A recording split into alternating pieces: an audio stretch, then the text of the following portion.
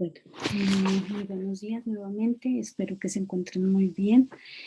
Eh, Tenía algunos problemas con algunos chicos que no podían ingresar a la sala, pero bueno, ya parece que se solucionó o parece que no entraron al final. Eh, Les quiero dar la bienvenida, espero que hoy estén muy bien y pues como les comentaba en la clase pasada, el día de hoy voy a iniciar un nuevo tema con una nueva guía, la cual será oportunamente subida tanto al grupo como a la plataforma Nova para que ustedes puedan acceder a estas guías. Eh, pues no sé, la verdad me, me decían ayer que aunque yo ya las tengo subidas todas las guías, incluso las del primer semestre, periodo, perdón, a la plataforma, no las encontraba. No sé, no sé si alguien me puede como colaborar, por favor, consiguiéndome o mostrándome la página. No sé, es que a mí, por ejemplo, yo cuando entro a Minova, sí ingresa y sí se ve el listado de las guías que se han subido, que se han cargado, pero pues, lastimosamente parece que a los estudiantes no. No sé si alguien me puede colaborar con eso, porfa. Si quieres, yo las digo, profe. Eso me avisan a ver si sí aparece finalmente las guías o no. Eso por un lado. Por otro lado, pues para el día de hoy, o ustedes me recordarán, yo creo que nosotros terminamos con lo que era reproducción en el cuerpo humano, ¿cierto? Nos faltaba ver lo referente a embarazo y ETS, ¿cierto? Sí, profe.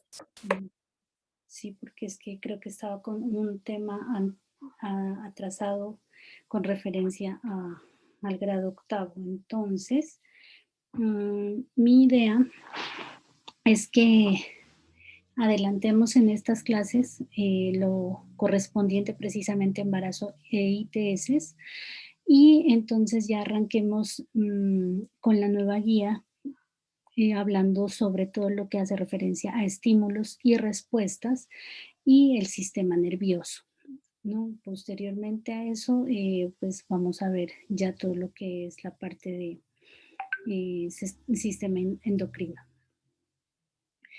que es todo lo que maneja las glándulas y secreciones. Entonces, pues para finalizar ya la parte de reproducción como tal, entonces daremos paso, como les digo, a la guía o a la información correspondiente a embarazos y enfermedad, no, más bien, e infecciones de transmisión sexual.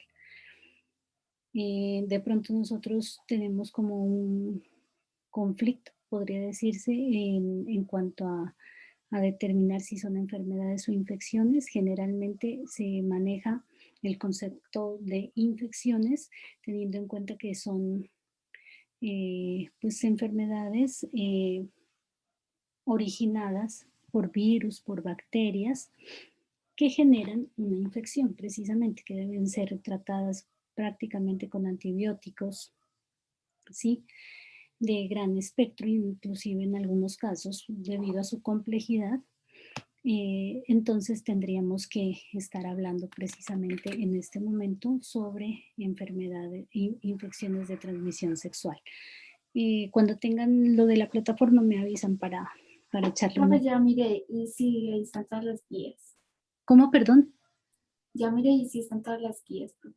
Cierto que sí, y Sí, porque yo profe. no sé, los de octavos me están diciendo que no aparecen las guías y pues a mí sí me aparecen, entonces no sé. Ahí te agradezco mucho, hija, que me, que me ayudes con eso.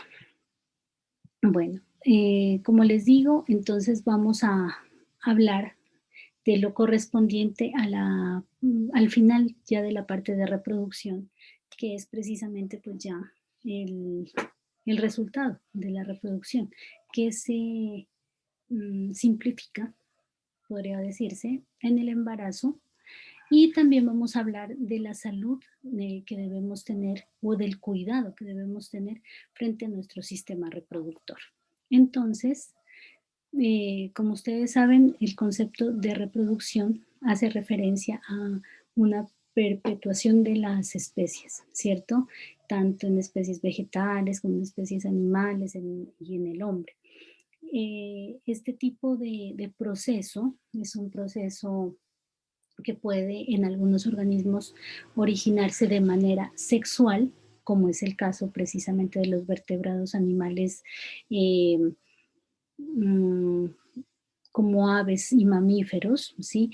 Entre otros. Y, por ejemplo, en el caso de una reproducción asexual, siempre tendríamos que ver, por ejemplo, la reproducción que no requiere, ¿sí? El contacto directo de los dos organismos, es decir, del masculino y el femenino, el macho y la hembra, sino que pueden originarse a partir de un individuo, ¿sí?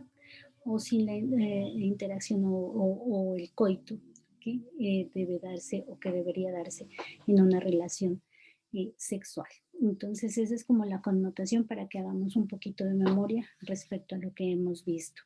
Como les digo, la conclusión de la parte de reproducción se simplifica en el embarazo, que ya es el momento en el que eh, pues se gesta un nuevo ser a partir de la unión de, del macho y la hembra, ¿sí? En este caso, hablando de reproducción sexual.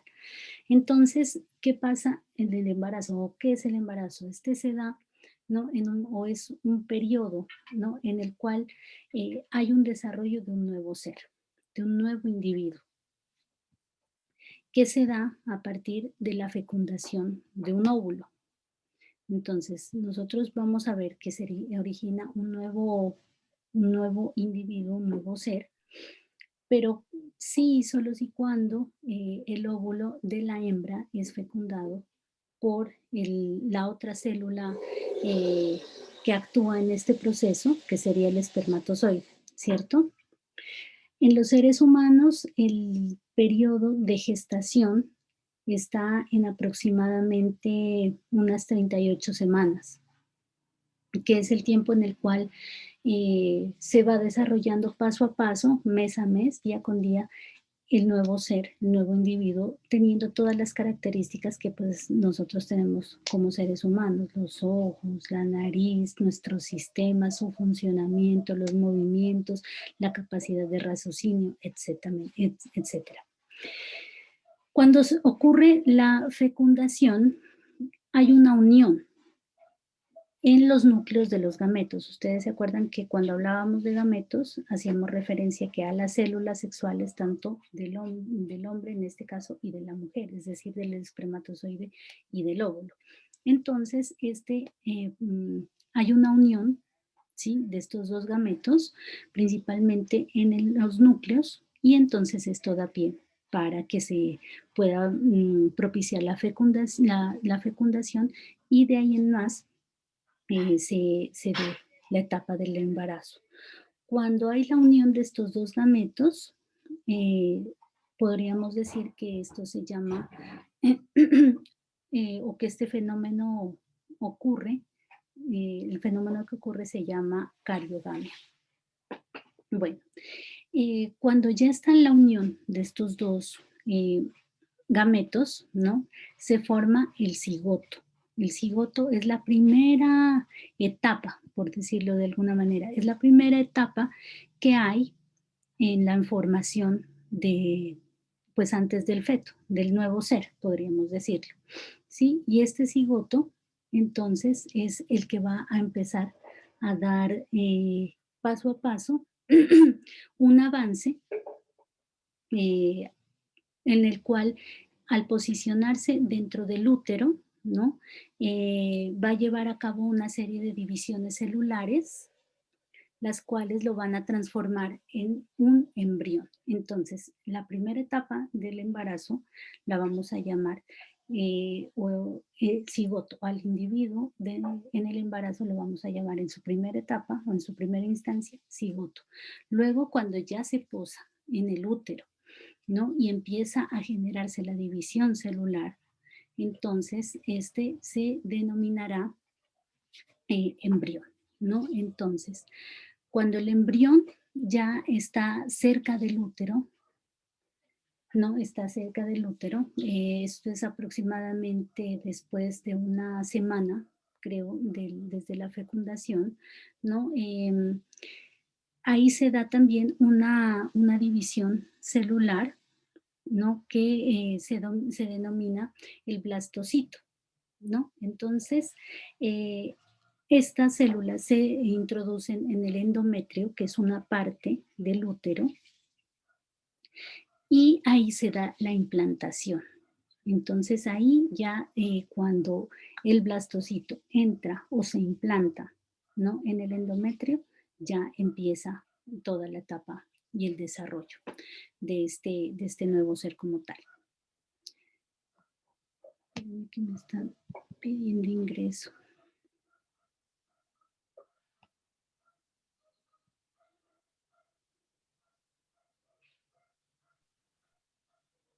Bueno, cuando ya el embrión está implantado en el endometrio, este empieza a crecer rápidamente, es decir, que la división celular pues se acelera, por decirlo de alguna manera, y entonces empieza a recibir muchos nutrientes precisamente para que ese crecimiento se dé.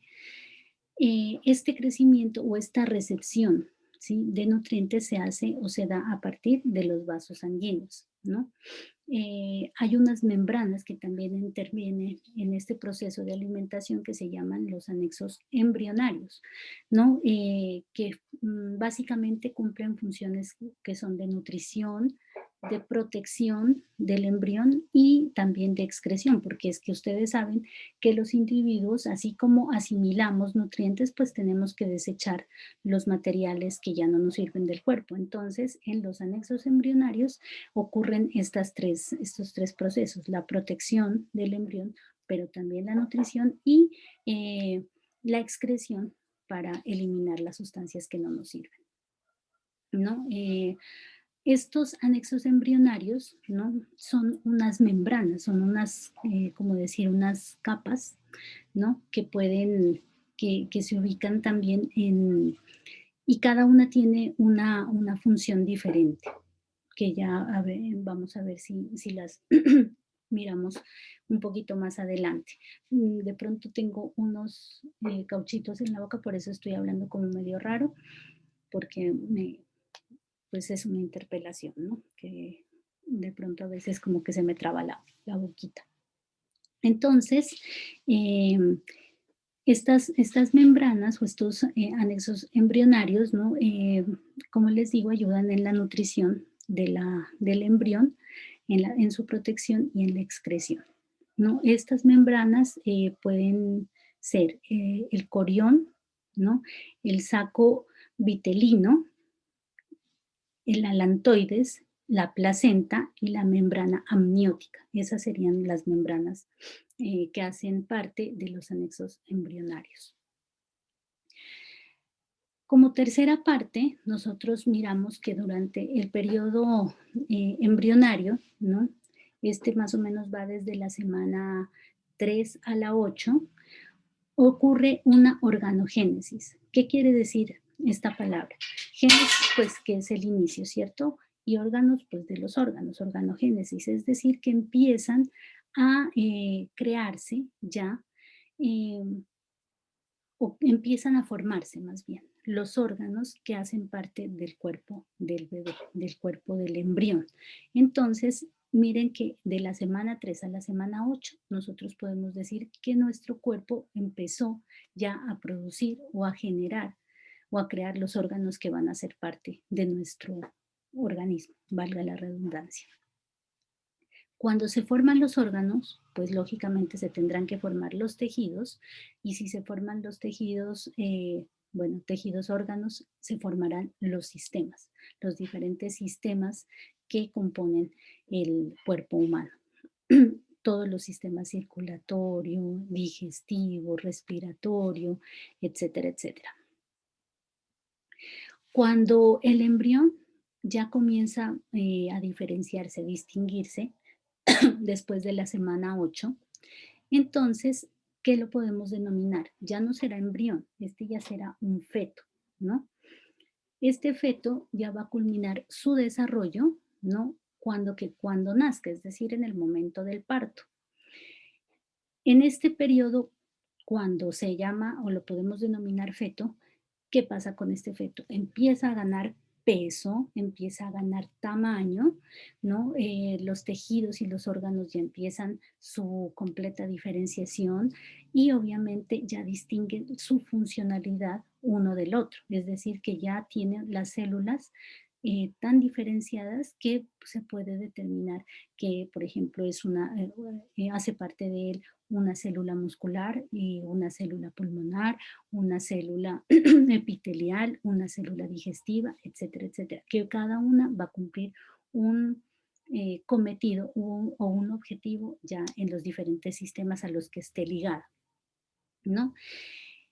También en este periodo de tiempo el feto es capaz de generar una respuesta a diferentes estímulos que sean externos. Por ejemplo, ustedes se dan cuenta, los estudiantes que han tenido la oportunidad de ver a la mamita embarazada, por ejemplo, o a algún familiar, bueno, qué sé yo, un amigo. Entonces, cuando se le estimula desde afuera al feto, ¿sí? Este va a reaccionar con movimiento. Entonces, por ejemplo, un sonido que se le haga a una caricia, el feto va a tener la capacidad de responder ante ese estímulo, ¿sí? Eh, Tiene reflejos y por eso se puede mover. Parecía que me pedían ingreso. Bueno, entonces, esas serían como las etapas y las denominaciones que tiene el bebé durante el proceso o su etapa de gestación. Entonces, primero el cigoto, luego el embrión, luego el feto, ¿sí? Dependiendo de la semana y del desarrollo en el que se encuentre. Ya yéndonos al proceso como tal de la, del final o la culminación de la gestación, pues se da eh, en el momento en el que la mamá pues ya tiene al bebé, ¿sí? Es decir, que lo expulsa de su cuerpo, de su organismo, para que ya sea un ser autónomo.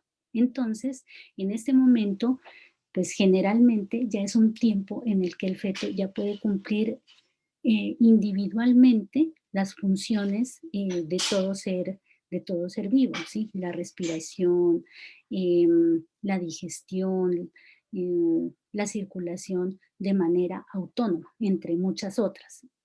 Para ello, pues obviamente se tiene que dar el parto, ¿sí?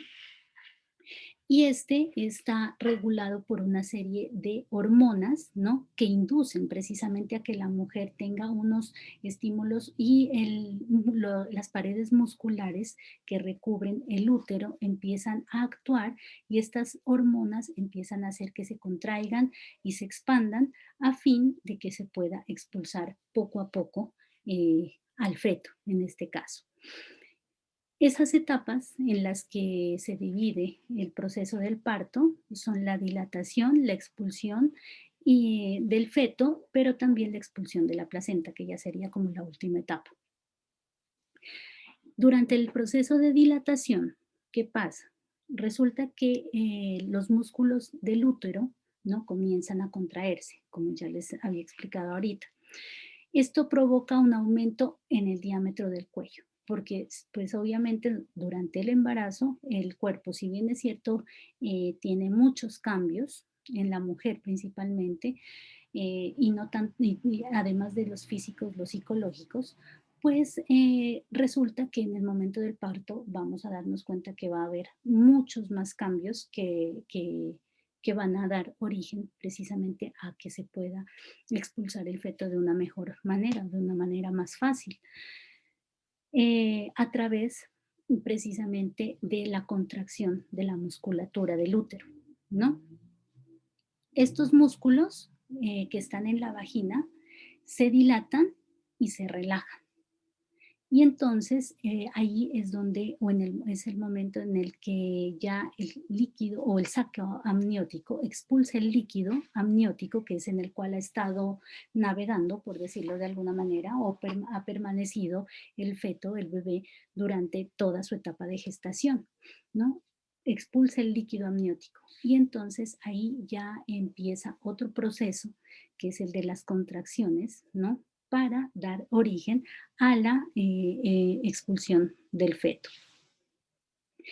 ¿Cuándo se da la expulsión del feto? La expulsión del feto se da cuando ya hay una serie de contracciones que son seguidas, porque al principio, cuando se empieza la labor de parto, resulta que estas contracciones son esporádicas. O sea, pues yo realmente no me acuerdo así mucho, mucho, mucho, porque ya son 12 años de esta historia, pero lo que yo me puedo acordar es que al inicio las contracciones pues no eran dolorosas ni tampoco eran seguidas, frecuentes.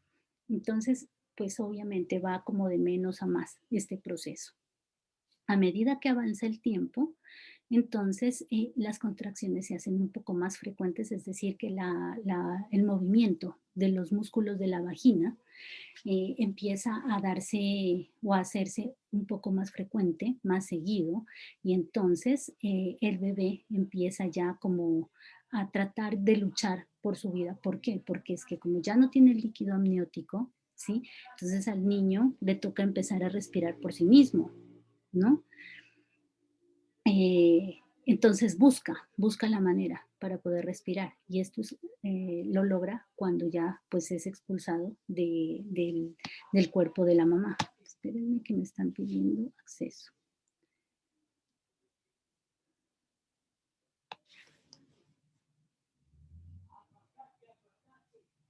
Bueno, entonces ya cuando sale el niño, como les digo, ya empieza a respirar por sí mismo y entonces es el momento de cortar el lazo de nutrición, puede ser, que hay entre la mamita y el bebé y el feto, que es el cordón umbilical, ¿sí? Que es el cordón a través del cual viajó durante todo ese tiempo. Todos los nutrientes se transportaron de la mamita al bebé y también salieron todas las sustancias que el bebé no necesitaba. Finalmente, para que se dé este proceso y la mamita quede de alguna manera pues limpia en su útero, debe hacer una expulsión de la placenta, que a mi modo de ver y personalmente creo que es más doloroso que la expulsión del bebé en sí. Entonces, en mi caso, no sé cómo les haya ido a las otras mamás, pero a mí me dolió más cuando me sacaron la placenta que cuando salió Alejo de la panza. Bueno, pero esa es una connotación mía nada más. Entonces, se debe retirar la placenta con el resto del cordón umbilical, ¿no?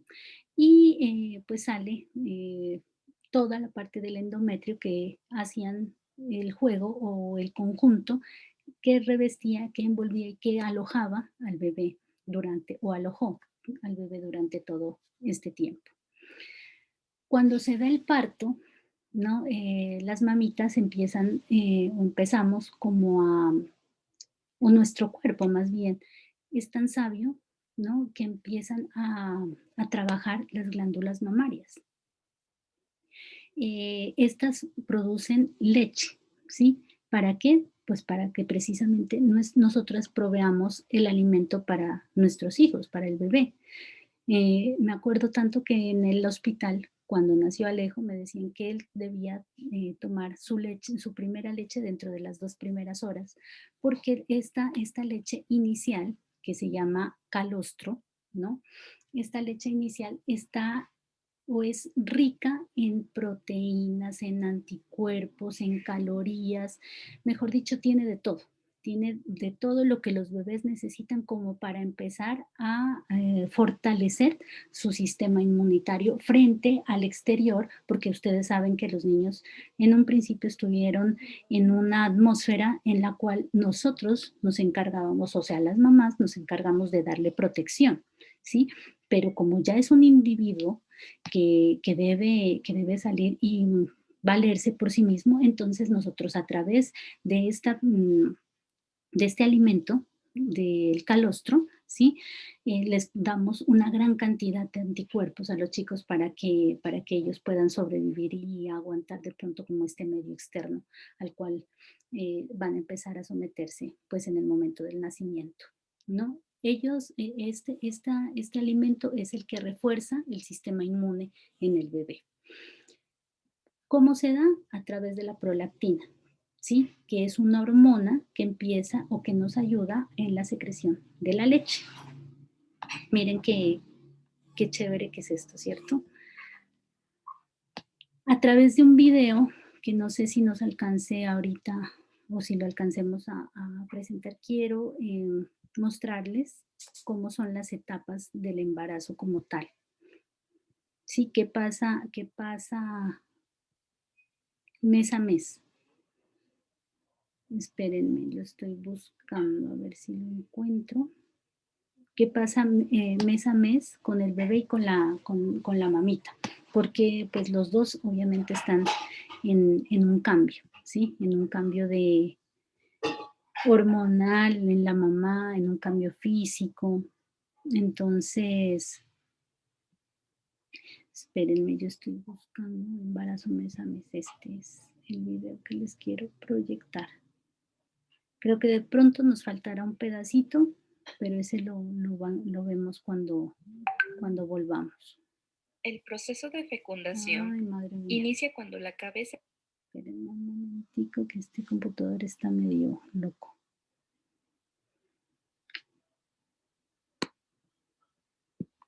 El proceso de Ay, fecundación no, Dios. inicia cuando la cabeza de un espermatozoide se Está loco este coso.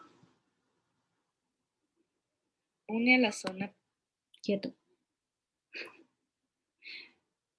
Se maneja solo este aparato. Nos quedan 5 minutos. Podemos ver la mitad del video. Vemos la mitad del video, descansamos una pausa activa de 5 minuticos y regresamos en el mismo enlace. ¿Listo, chicos?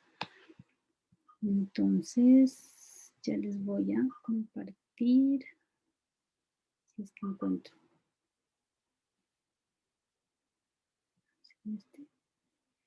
No sé. Ay, no, espérenme. Me va a ganar esta cosa. No, qué vaina. No sé si es este. Ah, sí, sí es. Perdón, chicos. Qué pena con ustedes.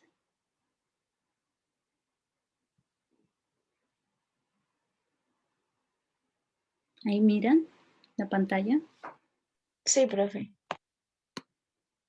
Listo. Entonces yo voy a cerrar mi camarita, ¿no? Y les voy a compartir el video. Como les digo, se acaba la transmisión y en 5 minutos, y cuentan 5 minutos y volvemos. Es decir, que estamos ingresando por ahí tipo 11:05. ¿Listo?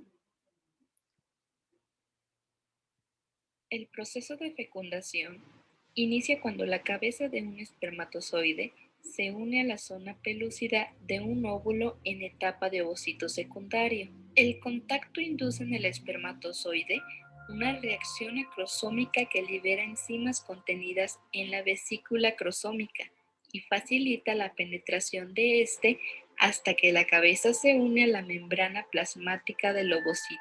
Enseguida, un mecanismo de membrana bloquea el acceso de espermatozoides adicionales y la fusión de membranas permite que el contenido del espermatozoide se vierta en el citoplasma del ovocito. El ovocito secundario completa entonces la meiosis II.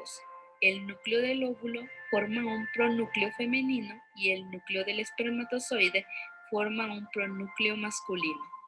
Cuando ambos pronúcleos se fusionan, el óvulo se transforma en un cigoto. La fecundación ocurre habitualmente en el tercio distal del oviducto, llamado también trompa de falopio. El cigoto Se desplaza por el oviducto e inicia un proceso de segmentación en el que realiza de 5 a 7 divisiones celulares sucesivas y forma una mórula. La mórula desarrolla un blastocisto con una cavidad central llena de líquido y luego una masa celular interna.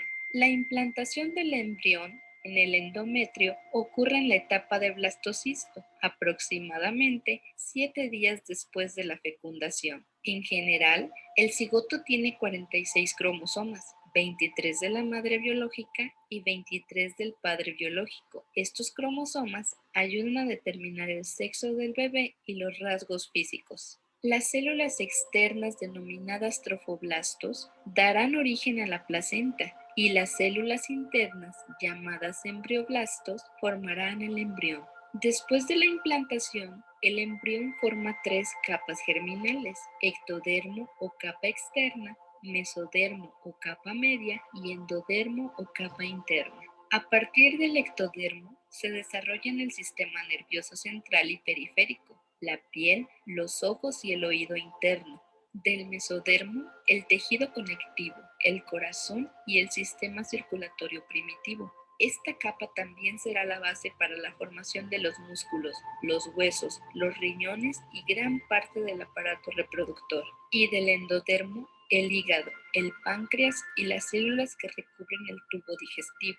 Ahora veamos cronológicamente el desarrollo durante el embarazo. La descripción comienza desde el primer día del último periodo menstrual de la mujer y durante 40 semanas, que equivalen a 9 meses más 7 días. Para esto daremos inicio con el primer mes, el cual es el comienzo del periodo embrionario, es decir, cuando se desarrollan todos los principales sistemas y estructuras del feto. En este mes se forman placenta, cordón umbilical, saco amniótico, y las células del embrión se multiplican y comienzan a asumir funciones específicas. Esto se llama diferenciación. Se desarrollan también todas las células sanguíneas, las nefronas, las neuronas, el cerebro, la médula espinal y el corazón. El embrión crece rápidamente